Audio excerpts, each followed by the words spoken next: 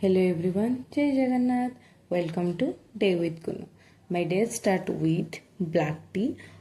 Then मोर किसी regular काम complete कर देथिली. Then जाइतली खाया पाई खाया राजला चकुली पिठा ता सहित ओनली चीनी आउ किसी नथला.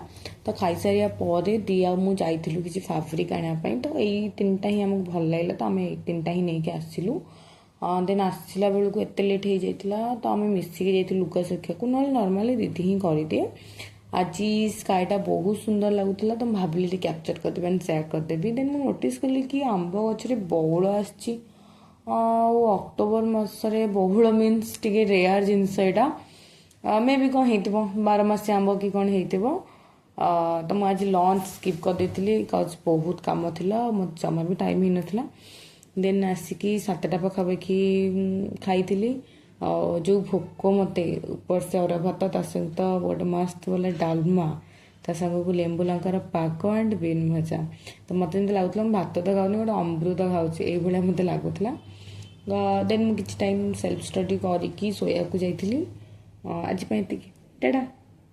Please to like share and subscribe to my channel.